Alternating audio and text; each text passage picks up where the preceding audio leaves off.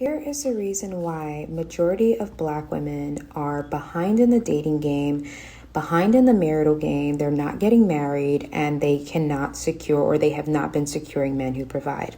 And the main reason why is honestly speaking, it's first societal programming, and second, the way that we raise our children, which is why I encourage every Black woman that's watching this video, even if you made mistakes and you already have children, be the person that breaks the pattern in the family, especially in regards to the selection of men.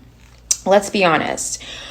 Women who are of other cultures, as white women, Middle Eastern women, Asian women, they are taught to target and date and pursue men who are providers, someone or a man who has something to offer. Because in those cultures, when the father gives their daughter away to that man, they don't have the expectation in their mind that their daughter is going to have to struggle, work hard, work double shifts. They feel like, we're giving our precious flower away to you. Here she is. Make sure you take good care of her and make sure you're able to provide for her.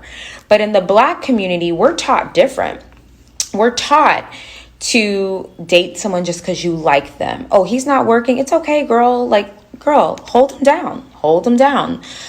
He doesn't have much going on. Hold him down. Just work it out. Stick it out. We're kind of taught that struggle narrative, of hard work and hard labor.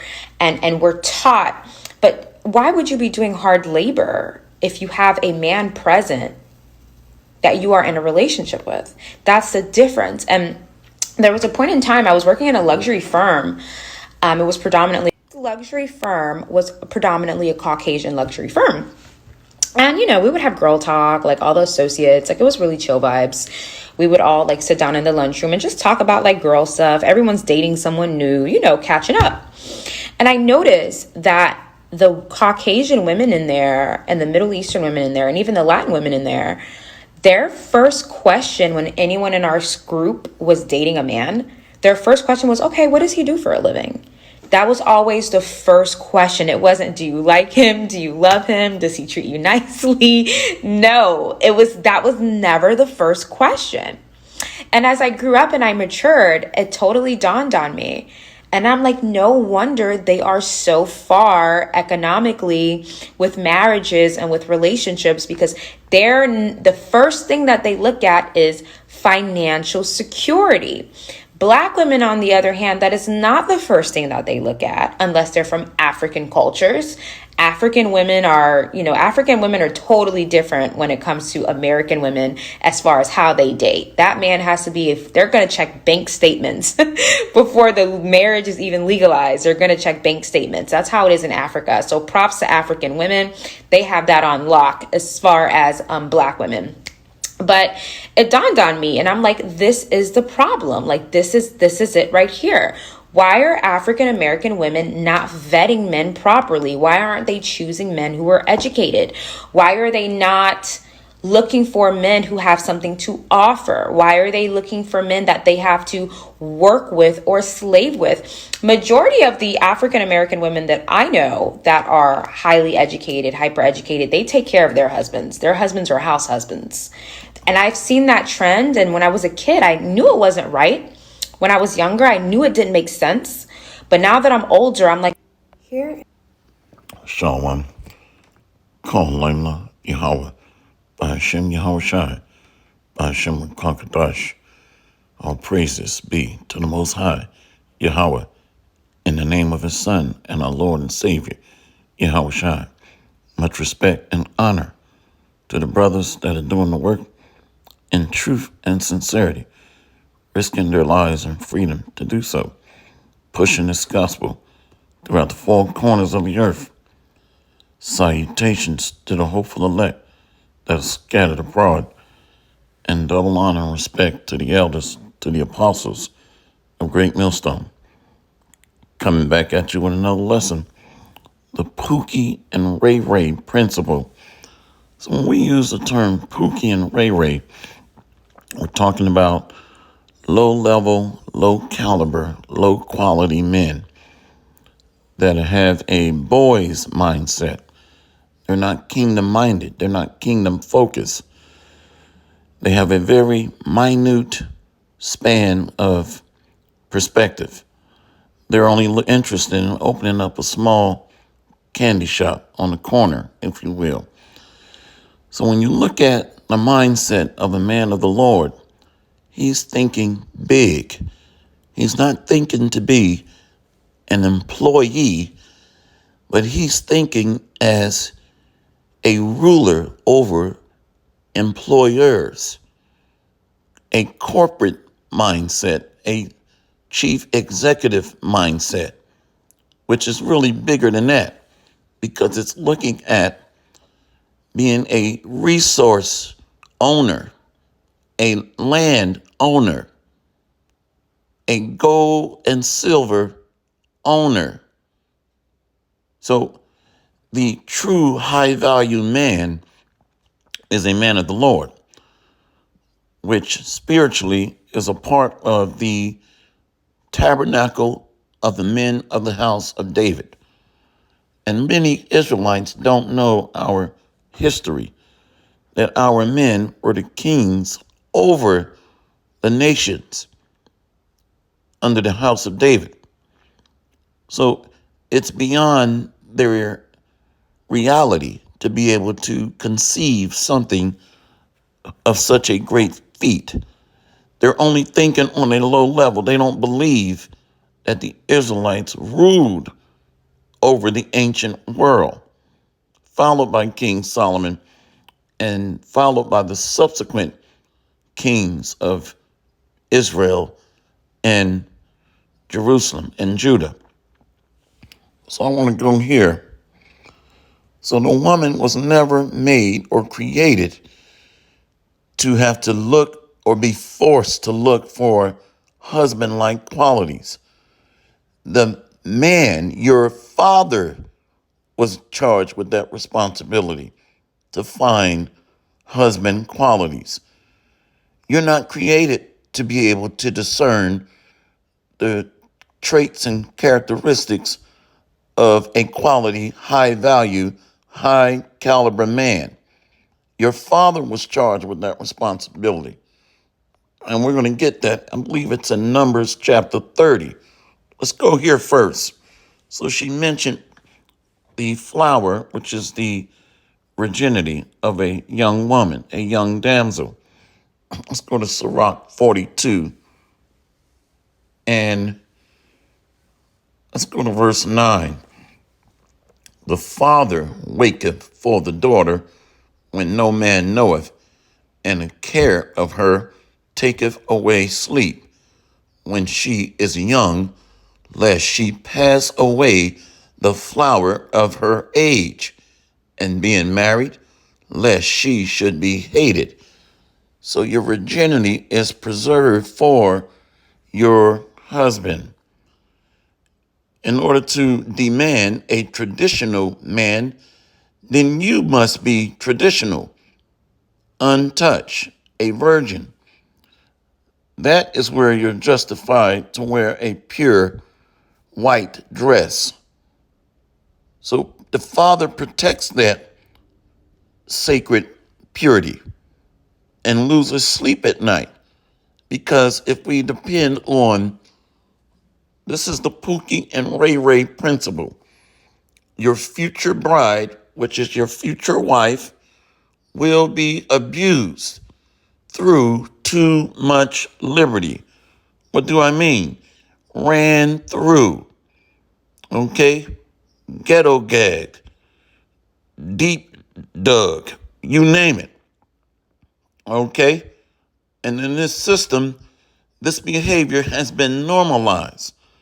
A man's sperm puts his spirit on that woman. So if she has multiple masculine spirits on her, she gets mentally deranged.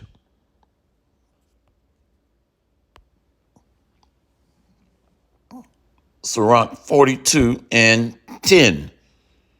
In her virginity, let's go back to 9. The father waketh for the daughter when no man knoweth, and the care for her taketh away sleep when she is young, lest she pass away the flower of her age, being married, lest she should be hated. So the father is protecting her virginity until she has sex. Marriage is sexual intercourse. To marry means to be joined unto or merge unto, to become one. So that man's sperm puts his spirit on that woman. So she takes on some of his characteristics and traits and some of his mindset.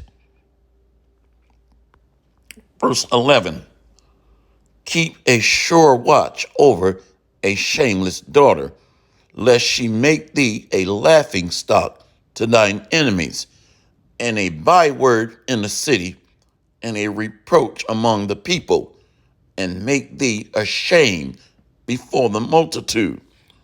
So she gets ran through. And then by the time you marry her, you're like, what the hell is this? It's a slop bucket. That's what it is, a slop bucket. But this type of debauchery, has been normalized here. And we're told to deal with it. It's okay. And pay top dollar for a 1967, what's that damn old car? What's that old car called? Basically, new prices for an old used up vessel is what I'm getting at. There's a vehicle, I think it's called a Punta, a Pinta, that's what it's called. Let me look it up.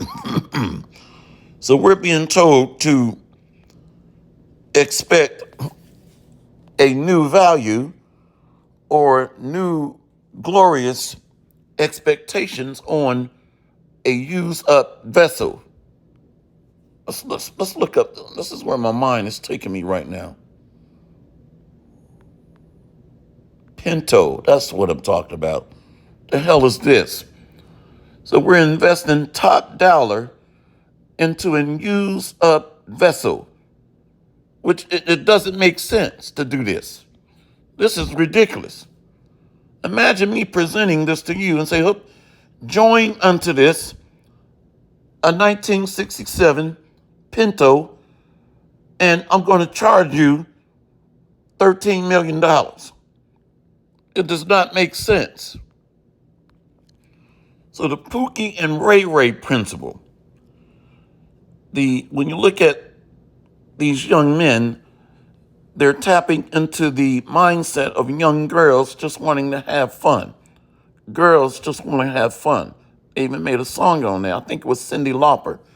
So you got 30% of young black men that are married, about 52% young so-called black men with no kids, so they're single, and about 18% of these young single men with no kids, the same women are being shared with these 18% Pookies and Ray Rays that are single.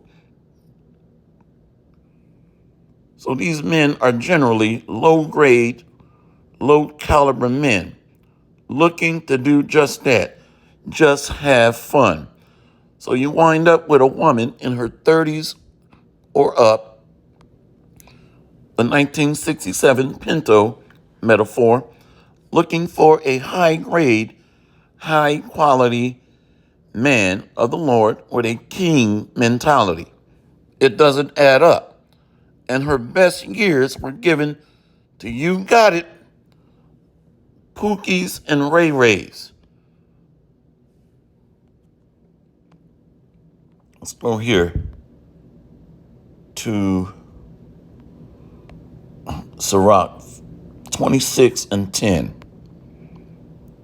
So you gave your best years away to low-level men. And then you expect a king. At your lowest point, you expect the highest value man of the land. So this daughter of Babylon American system constitutes failure, epic failure. Let's go to Sirach 26 and 8.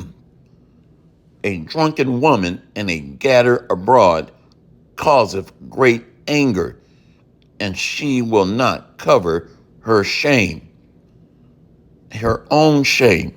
So she also brings shame to the family name, which starts with the father, the head of the household, according to the Bible. A drunken woman and a gatter abroad causeth great anger, and she will not cover her own shame. The whoredom of a woman may be known in her haughty looks and eyelids. If thy daughter be shameless, keep her in straitly, lest she abuse herself through overmuch liberty. So these gangbangers, thugs, these career criminals, for lack of better words, take the best years of your future bride away. And now she's got all their spirits on them. Murderers, drug dealers, rapists, if you will. You see, the candy store owner mentality rather than a ruler mentality. Let's get one more. So the father was charged with the responsibility of choosing his daughter's future husband. What in the hell does a young 12, 13, 14, 15-year-old girl know about choosing a stable man, a powerful man?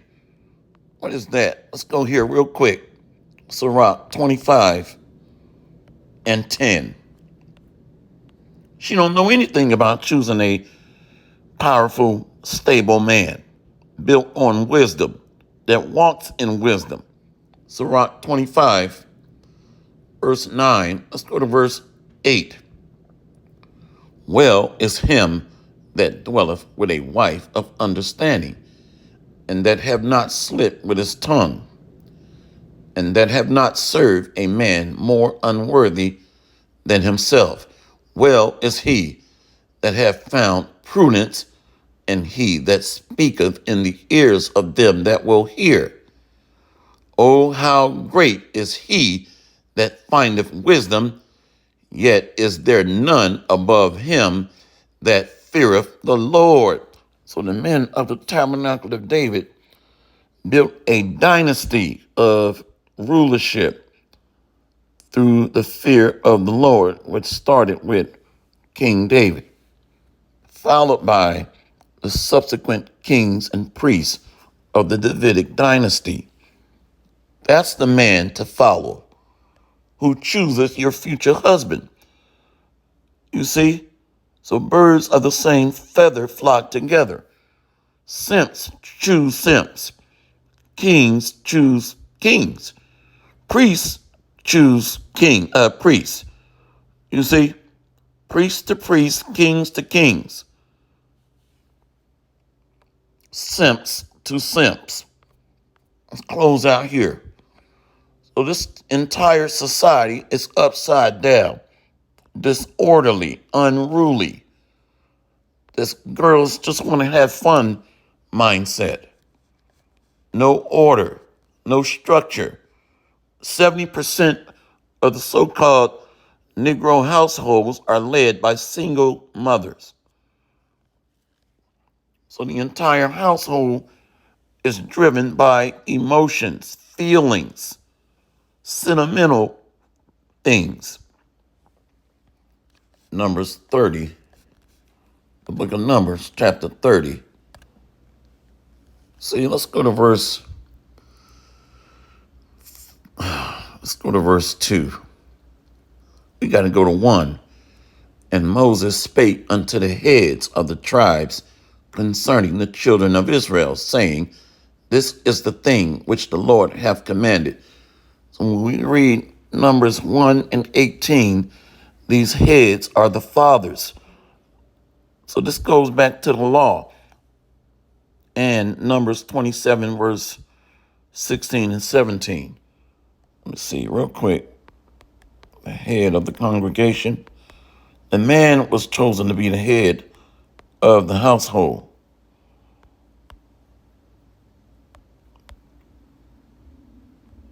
Nope, let's do this. I think it's Numbers 27. Yeah, it is. See, Numbers 27, verse 16. And the Lord, the God of the spirits of all flesh, set a man over the congregation, which may go out before them and may lead them out, and which may bring them in, that the congregation of the Lord be not as sheep which have no shepherd. So over 70% of the so-called Negro family households are led by women. And many of our families are dysfunctional, unstable, no structure, no guidance, no direction, no stability. Let's go back to Numbers 30 and 1. And Moses spake unto the heads of the tribes concerning the children of Israel, saying, This is the thing which the Lord hath commanded. Ban Yasharallah, or sons of Israel, if a man vow a vow unto the Lord, or swear an oath to bind his soul with a bond, he shall not break his word. He shall do according to all that proceedeth out of his mouth.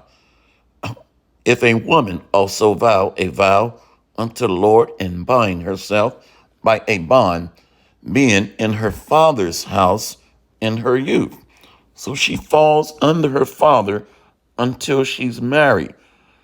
And then the father gives her over when she says her wedding vows. The father must approve that transition. And her father hear her vow and her bond wherewith she had bound her soul, and her father shall hold his peace at her, then all her vows shall stand, and every bond wherewith she had bound her soul shall stand. But if her father disallow her in the day that he heareth not any of her vows or of her bonds wherewith she hath bound her soul shall stand, and the Lord shall forgive her, because her father disallowed her. And if she had at all a husband when she vowed or uttered out of her lips wherewith she bound her soul, and her husband heard it, and held his peace at her in the day that he heard it, then her vow shall stand, and her bonds wherewith she bound her soul shall stand. So the husband becomes her head once she's married or has sexual intercourse with a man. So in the Pookie, or under the Pookie and Ray Ray principle, our wives are defiled. Our bride is defiled, which defiles her mind. Her spirit is defiled or intermingled with spirits of other men through sex or their sperm. That's why when we read Jeremiah 3, it tells us that. Jeremiah 3, where we get the term Mother Earth, which represents the woman. Jeremiah 3 and 1, they say, if a man put away his wife, and she go from him and become another man's, shall he return again? Shall not that land be greatly polluted?